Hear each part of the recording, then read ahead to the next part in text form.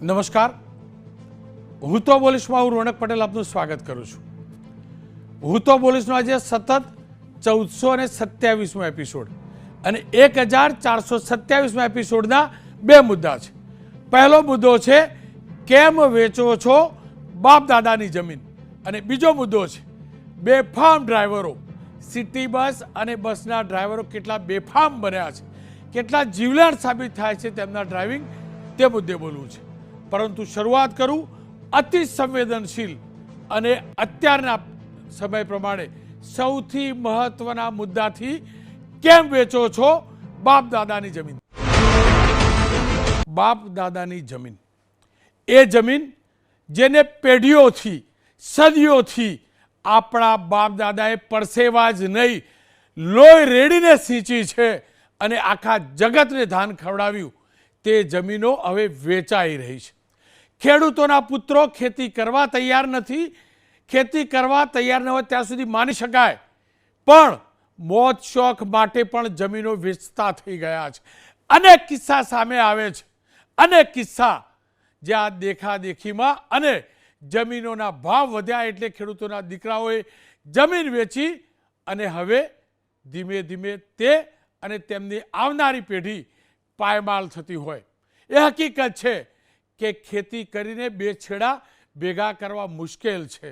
પણ બીજી હકીકત એ પણ છે, જ્યારે 200-500 ફૂટ નીચે પાણી હતું ને, કોઈ પણ પ્રકારની સગવડ નહોતી ને, ત્યારે મારા અને આપ તમામના બાપ દાદાઓએ 200-500 ફૂટ નીચેથી પથ્થરમાંથી પાણી કાઢીને એ જમીનને સિંચી હતી, ધાન ઉગાડ્યું હતું. કોઈ પણ પ્રકારનું દેવું કર્યા વગર આપણા તમામ પ્રસંગો સુપેરે પાર પાડ્યા હતા. પરંતુ હવે સ્થિતિ બદલાઈ છે. પોસાતું નથી એ વાત ઉપર ખેતી નથી કરવી ત્યાં સુધી બરાબર છે, માની પણ લઈએ. પણ જમીનના લાખો કરોડો મળે છે અને 4 બંગડીવાળી ગાડી લાવવી છે, BMW લાવવી છે, મર્સિડીઝ લાવવી છે, મોટું ફાર્મ હાઉસ બનાવવું છે, પડોશી આવું કરે તો હું પણ આવું કરું, એની હોડ જે લાગી છે ને, ક્યાંક મજબૂરી હોય તો હજુ માની શકાય, પણ મોજ શોખ માટે નહીં. અને તમામ ખાસ કરીને મહાનગર અને નગરપાલિકાની આજુબાજુના વિસ્તારોની જમીન જબરજસ્ત વેચાઈ રહી છે. ધ્યાન રાખજો ને યાદ રાખજો, તમે એ જમીન વેચી બંગલો પણ બનાવશો, બાજુવાળા કરતો મોટી ગાડી પણ લાવશો, મોજ શોખ પણ કરશો, પણ તમારી આવનારી પેઢી એટલે કે તમારા સંતાન અને એના પછીની પેઢી પાસે કશું નહીં હોય, ફૂટી કોડી પણ નહીં હોય. જમીન માટે ભીખ માગશો ને તો એક ટુકડો જમીન તમને નહીં મળે. કારણ કે દુનિયામાં બધું મળશે, બધું મળશે, પણ મા બાપે આપેલા સંસ્કાર અને ભૂમિ નહીં મળે. કારણ કે જમીન ક્યારેય વધવાની નથી. આ બધું જાણવા છતાં લોકો જમીન વેચે છે. આજે આ મુદ્દો કેમ, આજે આ મુદ્દો કેમ, તો એનું ખાસ કારણ છે.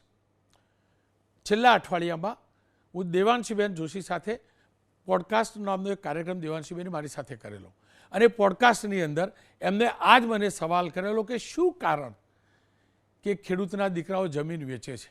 ત્યારે મેં એક ઉદાહરણ આપેલું જે જબરજસ્ત ચર્ચામાં આવ્યું. આવો સાંભળી લઈએ સંવાદ.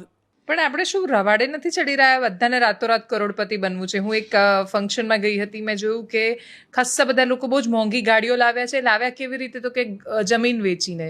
તો જમીનના ભાવ વધ્યા, વેચી કાઢી, ગાડીઓ લાવી દીધા. એ નથી વિચારતા કે એના પછી બાળકો શું કરશે. તમારા મા બાપે જો તમારી ચિંતા ના કરી હોત તો તમારી પાસે ક્યાંથી હોત ગાડીઓ? એક અદ્ભુત ઉદાહરણ કહું. મારો એક ફ્રેન્ડ છે થલતેજમાં, વિરલ પટેલ.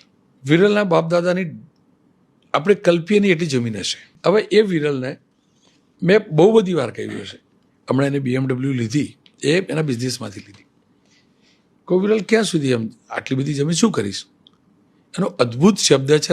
તમામ એ લોકોએ કે જે જમીન વેચી મર્સિડીઝ કે BMW ફરતા, એમના એ લોકો માટે શીખવા સમજવા જેવો. મારી જમીન થોડી મારા બાપાની, મારા બાપાની એ નથી, મારા દાદાની હતી. એમની એ નથી, એમના દાદાની હતી. એમને જો જમીન સાચવી રાખી હોય, મેં તો એ જમીનમાં ખેતી એ નથી કરી, તો મને શું અધિકાર? એમને તો લોહી રેડ્યું, તે પરસેવો ને લોહી રેડ્યું. એ જો જમીનનો એક ટુકડો આટલો ના વેચ્યો હોય તો હું કેવી રીતે વેચું? દર્દ એ વાતનું છે કે ખેડૂતના સંતાનો જમીન વેચી રહ્યા છે, પણ એક સંતોષ અને એક આશા પણ છે કારણ કે આ જે સંવાદ છે એ સંવાદનો આ જ હિસ્સો જમાવટ પર દેવાંશીબેને રીલના ફોર્મેટમાં મૂક્યો. તમને જાણીને સુખદ આશ્ચર્ય થશે, આપણી નવી પેઢીને આ મુદ્દો ટચ કરી ગયો છે, દિલને સ્પર્શી ગયો છે ને એટલે આશા છે. તમને જાણીને સુખદ આશ્ચર્ય થશે, માત્ર 48 કલાકમાં 2 દિવસની અંદર આ રીલને 2.1 મિલિયન એટલે કે 21 લાખ લોકોએ ઇન્સ્ટા ઉપર વ્યૂ કર્યું છે. એટલું જ નહીં, માત્ર ઇન્સ્ટા પર જ 74,000થી વધુ લોકોએ રીલને શેર કર્યું છે. 1 લાખ કરતાં વધુ લોકોએ યુટ્યુબ ઉપર પણ જોયું છે અને અનેક લોકોએ કોમેન્ટ પણ કરી છે. એનો મતલબ એ થયો કે દરેકના દિલમાં ભાવ છે ભાવ, એ ચિંતા પણ છે કે આપણે જમીન કેમ વેચી રહ્યા છીએ. અને આપણે તમામ લોકો જાણીએ છીએ ઇન્સ્ટા નવી પેઢી ઉપયોગ કરે છે. ઇન્સ્ટાગ્રામવાળી નવી પેઢીને ચિંતા છે તો પછી મારી ઉંમરના લોકોને કેમ ચિંતા નથી? અને એટલે જ લાગ્યું કે આ મુદ્દો દિલનો છે, આ મુદ્દો આપણી સભ્યતાનો છે, આ મુદ્દો આપણી સંસ્કૃતિનો છે, આ મુદ્દો આપણી સંસ્કૃતિ થકી વારસામાં મળેલી સમૃદ્ધિને જાળવવાનો છે. એને વિસ્તૃત રીતે સમજવો જોઈએ. દેવાંશીબેન જોશી મારી સાથે જોડાયા છે. વિરલભાઈ પટેલ જેઓ ઉદ્યોગ બિઝનેસમેન તો છે જ, સાથે ખેડૂત ખાતેદાર છે અને એ પણ અમદાવાદના સૌથી પોશ એવા થલતેજ વિસ્તારના. અલ્પેશભાઈ ઠાકોર ભારતીય જનતા પક્ષના નેતા, ભરતભાઈ પટેલ ખેડૂત અગ્રણી છે. દેવાંશીબેન, આપનાથી જ વાતની શરૂઆત કરીશ. તમે જ્યારે આ ઇન્ટરવ્યૂ કરીને આ રીલ બનાવેલું ત્યારે ક્યારે કલ્પના કરેલી કે નવા જનરેશનને આ મુદ્દો આટલો સ્પર્શે, આવો રિસ્પોન્સ મળશે?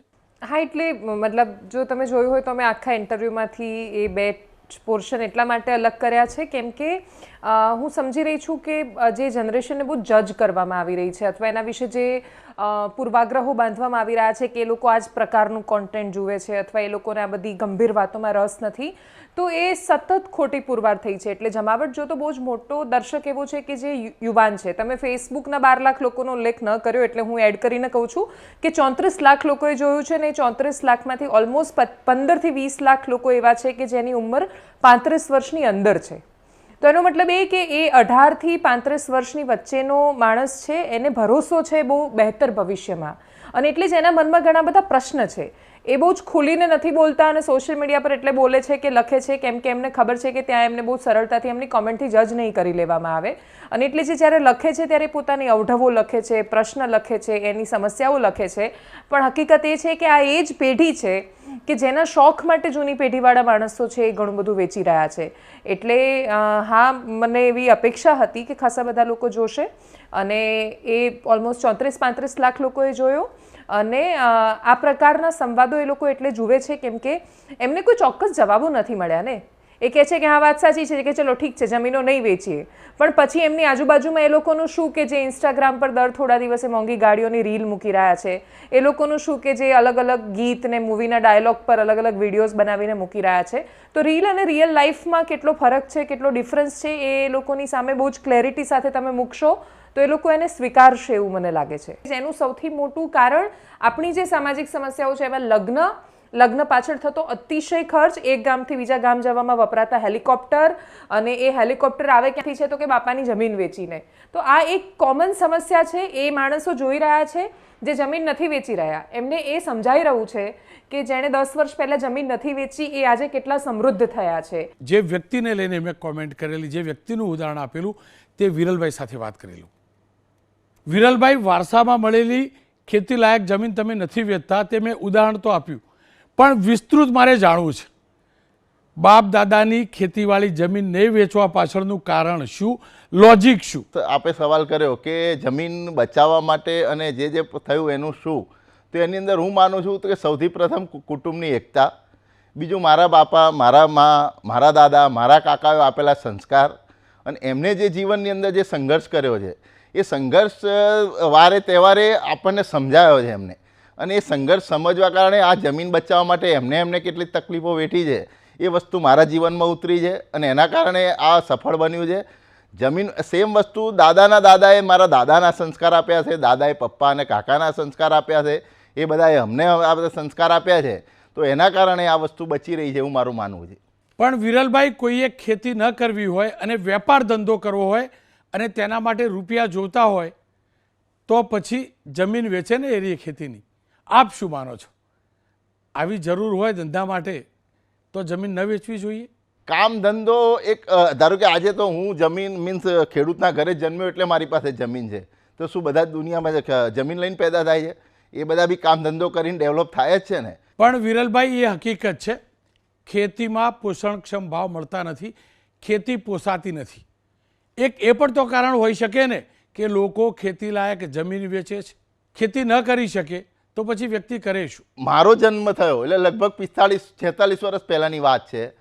મારા કાકા, મારો જન્મ થયો ત્યારે એ જ ખેતરમાં ટામેટા વીણતા હતા અને મારા કઝિન ફોઈ છે, એક ચારો ફોઈ કરીને એમને ચા આપવા ગયા હતા બપોરે, અને એમને મારા ભરત કાકાને એમને સમાચાર આપ્યા હતા કે ગૌતમભાઈને બાબો આવ્યો.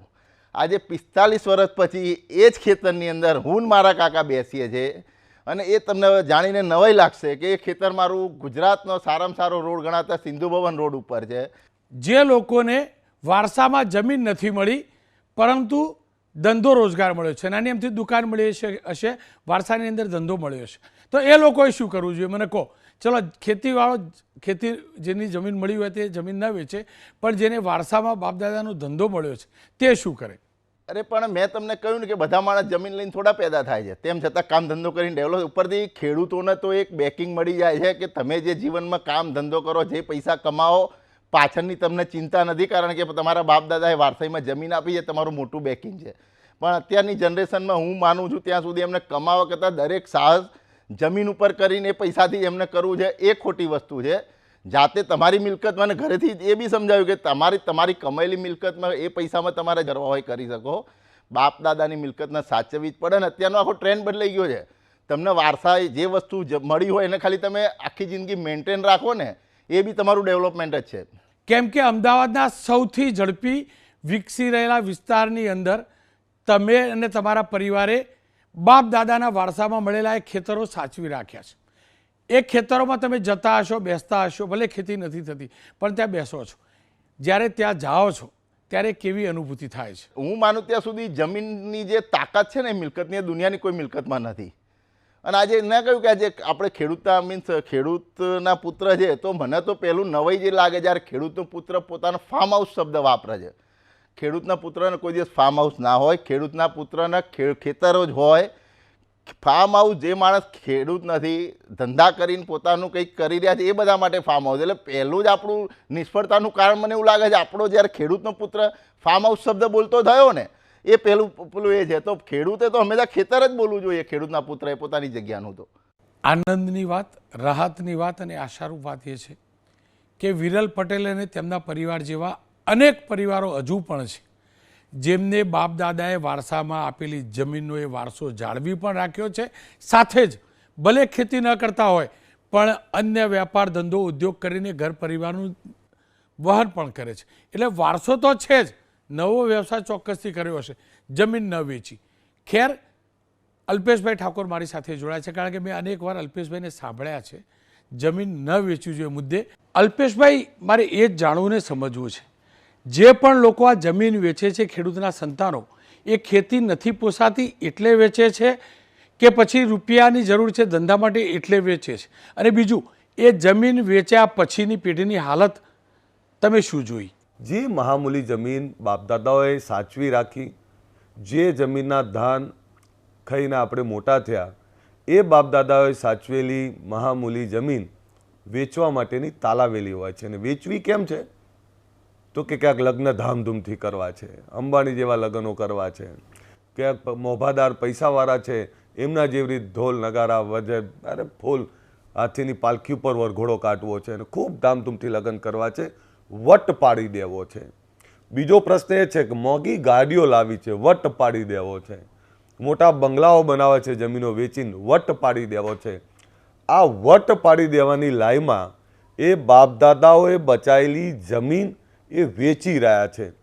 હું વારંવાર કહેતો હોઉં છું કે જે હાથીની પાલખી ઉપર વરઘોડા કાઢી અને દીકરાને એમના કુંવરને પરણાયો, કરોડો રૂપિયા ખર્ચો કર્યો, જે મહામૂલી જમીન હતી વેચી મારી, એ જ મરોતિયાના વર્ષ પછી એના ગજવામાં 100 રૂપિયા ના હોય ત્યારે પરિવારની શું હાલત થતી હોય આપ સમજી શકો છો.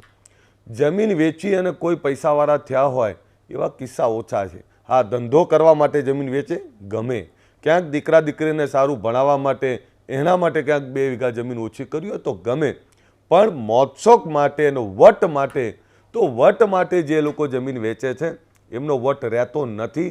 મેં તો રોનકભાઈ જોયું છે. હું એ સમાજની વાત કરું છું જે ઠાકોર સમાજ, એ ગાંધીનગર અમદાવાદની 50%થી વધારે જગ્યાઓ આ શહેરની આ ઠાકોરોની હતી. એ સિવાય આજે પાટીદાર સમાજ જોડે ખૂબ બહોળી સંખ્યામાં જમીનો છે, ચૌધરી સમાજ જોડે જગ્યાઓ છે, રજપૂત સમાજ જોડે જગ્યાઓ છે, એટલે રબારી સમાજ જોડે, ભરવાડ સમાજ જોડે, બધા જ સમાજો જોડે જગ્યાઓ જે છે એ આજે પણ બચી છે. પણ જે લોકો વેચવા માંડ્યા છે, ઠાકોરોએ વેચી અને ઠાકોરો પસ્તાણા, આ બીજા સમાજોને કહું છું ને, હવે તો બધા જ સમાજો વેચીને વટ મારવાની એક હોડ લાગી છે. ત્યારે જે ઠાકોરોએ જમીન વેચી, રોનકભાઈ એમણે ક્યાંક બીજી જગ્યાઓ લીધી હોત તોય આનંદ થાત, ક્યાંક સારી ફેક્ટરી નાખી હોત તો પણ આનંદ થાત, પણ કમનસીબી એ છે કે આજે જે લોકોએ જમીન વેચી આજે એમની હાલત અતિ દયનીય છે. એમણે પહેલી તેજીમાં એ 50 લાખ, કરોડ, 2 કરોડ, 5 કરોડ જોઈને વેચી મારી. એ જ જગ્યા આજે 100 કરોડ રૂપિયાની થઈ, એમને અંદાજ જ ના આવ્યો. એટલે હું તો એવા લોકોને કહું છું કે જ્યારે વ્યવસ્થાઓ નથી, જ્યારે પાણી નહોતું, જ્યારે વ્યવસ્થાઓ સગવડો નથી, ત્યારે સારી ખેતી કરી શકતા, તો આજે તો સારું પાણી મળે છે, સમયસર પાણી મળે, યોગ્ય સગવડો મળે છે. અને આધુનિક ઓર્ગેનિક ખેતી કરનારા ખેડૂતો પણ મેં જોયા છે જે ખૂબ રૂપિયા કમાય છે.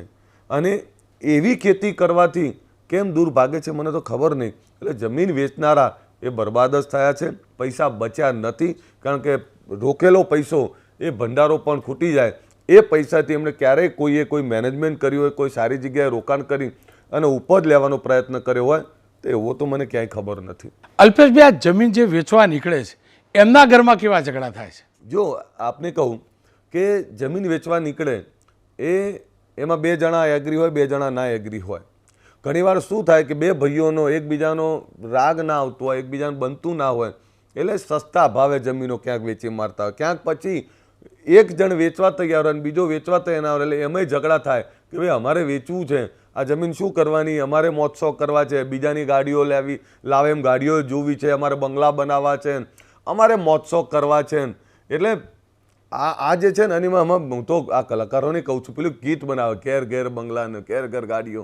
એટલે આ ભાઈ જમીનો વેચીને ઘેર ઘેર બંગલા ને ઘેર ઘેર ગાડીઓ ના બી ટકે, એ તો ગાડીએ ખેંચે જાય અને બંગલાનો મોહ ના રહે, બંગલાનો એવો ચામ ના રહે. એટલે અંદર ઘર ઘરમાં ઝઘડા થતા હોય છે, કારણ કે કોઈક તો સમજદાર હોય ને. એ લોકો સંયુક્ત પરિવારમાં રહ્યા છે ને રોનકભાઈ, એ બધામાં જમીનો સચવાની છે. જે અલગ પડવા ગયા એ બધામાં આ દશા છે. અલ્પેશભાઈની એક વાત ચોક્કસથી માનવી પડશે કે સંયુક્ત પરિવારની પરંપરા આપણને વારસામાં મળી છે. ઠીક એ જ રીતે જમીન આપણને વારસામાં મળી છે. જ્યારે પરંપરા એ તૂટે છે ને સંયુક્ત પરિવારની, ઘર વિભાજિત થાય છે ને, એટલે જમીન પણ વેચાય છે. અને માત્ર જમીન નહીં, આપણું જમીન પણ વેચાય છે. મારી સાથે ભરતભાઈ જોડાયા છે. ભરતભાઈ, હું તો ચોખ્ખું માનું છું, મોજ શોખ માટે જમીન વેચવી એટલે આપણે આપણું જમીન વેચ્યું. અને મારી જ પેઢીના, મારી જ ઉંમરના લોકોએ આ કર્યું છે. તમે લોકોએ જમીન નહીં વેચેલી, દુઃખના દાડા જોયા હશે, ખેતી નથી પોસાતી તો એ મજૂરી કરી, દુઃખના દાડા જોયા, બે છેડા ભેગા નહોતા થતા ને, પણ એક શેઢો ક્યારે ના વેચ્યો. તમારું આકલન છે શું? અમારા જમાનાના લોકો જમીન કેમ વેચે છે? મજબૂરીથી વેચે છે કે પછી જમીન નહીં, જમીન વેચાઈ ગયું છે એટલે વેચે છે? આ જે આ મુદ્દો ઉઠાવ્યો છે એ ખરેખર બહુ વિચારવા જેવો છે. બરાબર છે? કોઈની આર્થિક અને આ મિલકત આજે નવી પેઢીને, જે વેચવાવાળી પેઢીને ખબર નહીં કે એમના દાદાએ ખેતરમાં ઉઘાડા પગે શેઢા પર બેસીને મરચું, રોટલો ને ડુંગળી ખાધેલી છે, અને એ ડુંગળી રોટલો ખાઈને તમને વારસાઈમાં મિલકત આપી છે. એટલે એમના પણ આપણા વડીલોને બહુ લગાવ હતો. આ નવી પેઢીને પોતાને જાતે જો પેન ખરીદા કે મોબાઈલ ખરીદે તો એના પર લગાવ થાય. વારસાઈમાં મળેલી મિલકત છે એટલે એમના પર પ્રેમ નહીં.